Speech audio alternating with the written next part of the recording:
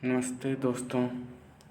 ये आज हम देखते हैं भारत का भूगोल का क्लास 9 का है समकालीन भारत। इसका चैप्टर 1 पढ़ेंगे। इसमें हम देखेंगे भारत की आकार और स्थिति के बारे में जानकारी।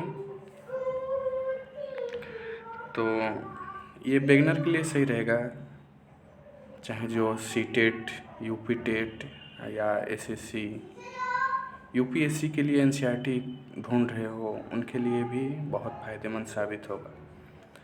तो आइए शुरू करते हैं। देखिए, भारत विश्व की प्राचीनतम संस्कृतियों में से एक है। पिछले 5 दशकों में भारत ने सामाजिक आर्थिक रूप से बहुमुखी उन्नति की है। कृषि, उद्योग, तकनीकी, सर्वांगीण आर्थिक विकास में अद्भुत प्रगति हुई है। भारत का विश्व इतिहास में महत्वपूर्ण योगदान रहा है। इसकी स्थिति जानते हैं पहले, ठीक है। देखिए, भारत एक विशाल देश है।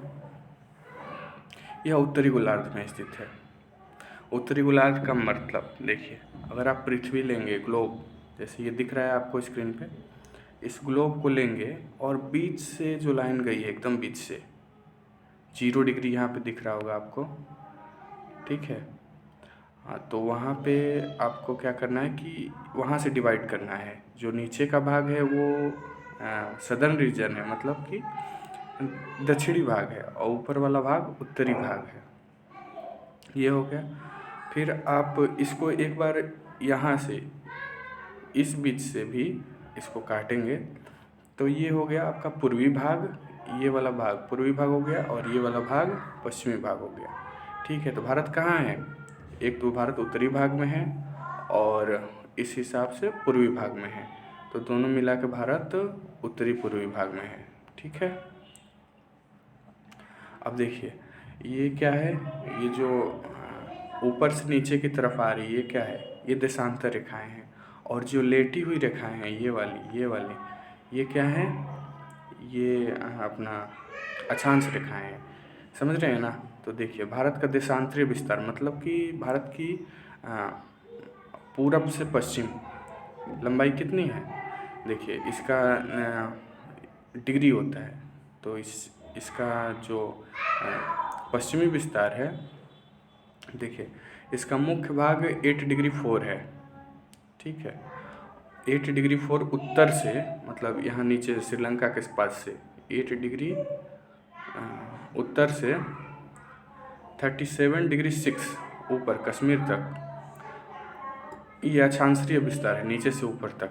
और जो ये गुजरात वाला साइड है, यहाँ पे ये 68 डिग्री 7, ये ईस्ट से 97 डिग्री 25 यहाँ अरुणाचल प्रदेश तक, ठीक है, को पूर्व देशांतर करते हैं। कर्क रेखा जानते हैं आप? कर्क रेखा ये 0 डिग्री है।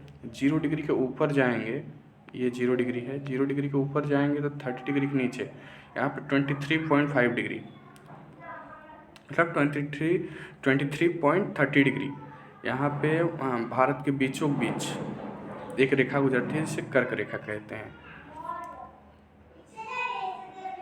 जो भारत को लगभग 2 बराबर भागों में बांटती है। देखिए, मुख्य भूभाग के दक्षिण पूर्व में अंडमान निकोबार द्वीप समूह बंगाल की खाड़ी में तथा उत्तर पश्चिम में लक्षद्वीप समूह अरब सागर में स्थित है। अपने एटलस की सहायता से देखिए, अब ये भारत दिख रहा है ना, तो भारत के ठीक नीचे श्रीलंका के बगल में ये अरब सागर है। ये क्या है? बंगाल की खाड़ी है। और ये क्या है? अरब सागर है। समझ रहे हो ना? ये क्या है? बंगाल की खाड़ी, ये क्या है? अरब सागर। तो बंगाल की खाड़ी में श्रीलंका के जस्ट यहाँ पे क्या है? अंडमान निकोबार द्वीप समूह। और यहाँ पे क्या है? यहाँ पे है आपका लक्षद्वीप। समझ रहे हैं ना? भारत की कुल क्षेत्रफल कितना है? 32.8 लाख वर्ग किलोमीटर। पूरे भूभाग का लंबाई 32.8 लाख वर्ग किलोमीटर है। और इसके आगे चलते हैं अब, जो कि भौगोलिक क्षेत्रफल का 2.4% है। भौगोलिक क्षेत्रफल मतलब पूरे विश्व के भूगोल जितने भी देश हैं उन सबको मिला दिया जाए तो वो सब 100% हो गए, और उसमें से भारत का हिस्सा 2.4% है। जबकि भारत की आबादी आप लोग जानते हैं कि 16% है पूरे विश्व की आबादी का, मतलब 2.4 जगह में 16% लोग रहते हैं विश्व के। और यह विश्व का 7वां सबसे बड़ा देश है। भारत की स्थल सीमा रेखा 15,200 किलोमीटर है और समुद्री तट रेखा 7,516 किलोमीटर है। ठीक है। और देखिए, गुजरात से अरुणाचल के स्थानीय समय में 2 घंटे का अंतर होता है। मतलब गुजरात जहाँ से शुरू होता है, ये यहाँ पे देखिए, ये गुजरात यहाँ पे शुरू हो रहा है यहाँ पे, और ये अरुणाचल यहाँ पे, इन दोनों के बीच की दूरी 2 घंटे है। इसी के सहूलियत के लिए भारत के बीचों बीच एक लाइन खींची गई है 82.30 डिग्री। 82.30 डिग्री पूर्वी देशांतर रेखा को भारत का मानक याम्योत्तर रेखा माना जाता है, जो उत्तर प्रदेश में मिर्ज़ापुर, इलाहाबाद की नैनी दोनों से होकर ऐसे नीचे से काटती है। ठीक है। भारतीय भूखंड एशिया महाद्वीप के पूर्व और पश्चिम के मध्य स्थित है। देखिए, भारत का भूखंड एशिया महाद्वीप, ये जो दिख रहा है आपको इस कलर में, ये एशिया है, एशिया में ही भारत है। ठीक है।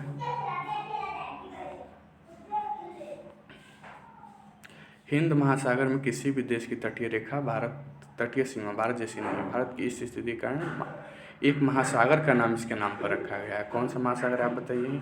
हिंद महासागर।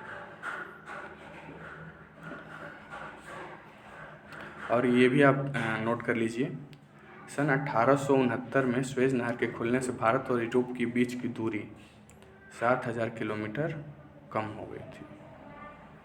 देखिए,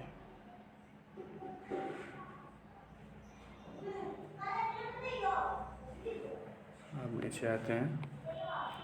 भारत के 7 बड़े देश हैं। पहला है रूस, कनाडा, संयुक्त राज्य अमेरिका, चीन, ब्राज़ील, ऑस्ट्रेलिया, भारत।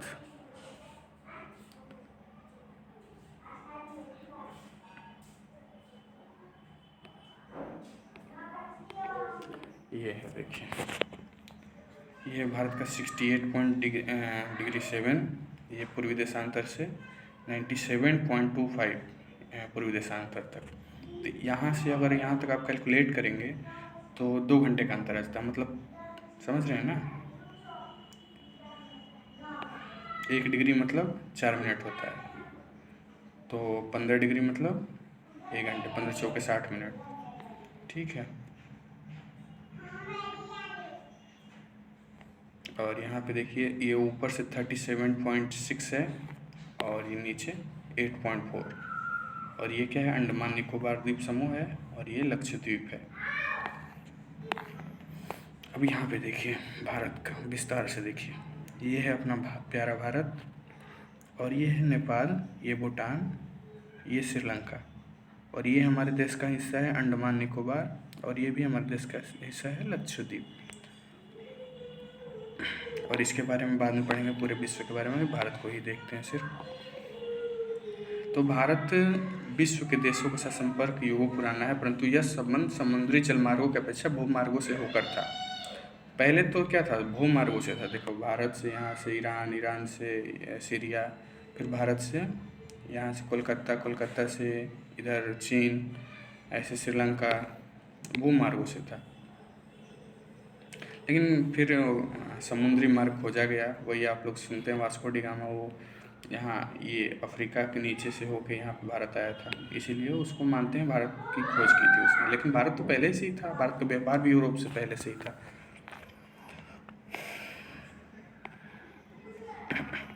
भारत के पड़ोसी देश कौन कौन से हैं? देखिए, पहले तो भारत के बारे में, भारत में कितने राज्य हैं? 28 राज्य। और कितने केंद्र शासित प्रदेश हैं? 8। ये 9 गलत दिया है, पहले का है, अभी 8 है, जिसमें दादर नगर हवेली और दमन दीव को एक साथ कर दिया गया है। भारत की सबसे बड़ी सीमा कौन सी है? बांग्लादेश के साथ, ये वाला हिस्सा, ये यहाँ पे 4,000 कुछ है।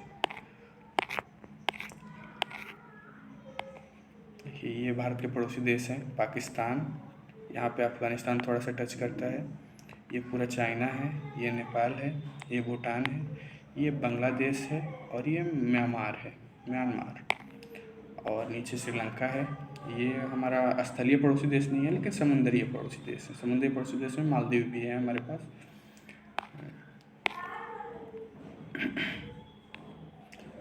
दक्षिण में समुद्र पर हमारे पड़ोसी दो द्वीप राष्ट्रीय श्रीलंका और मालदीव हैं, ये बता दिया। श्रीलंका और ये मालदीव है, ठीक है।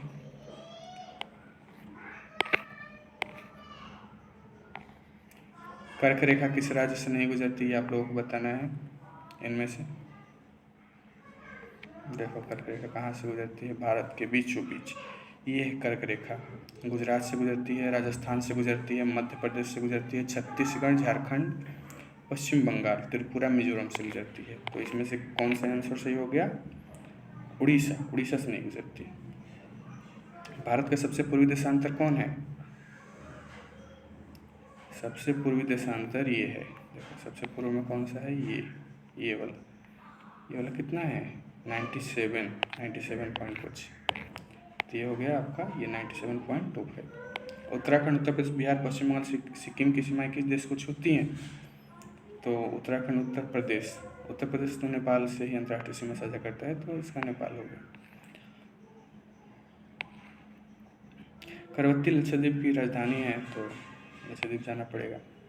मेरे मित्र एक ऐसे देश के निवासी हैं जिस देश की सीमा भारत के साथ नहीं लगती, आप बताइए वो कौन सा देश है। तो बांग्लादेश की सीमा लगती है, नेपाल की सीमा लगती है, भूटान की सीमा लगती है, पाकिस्तान की सीमा नहीं लगती।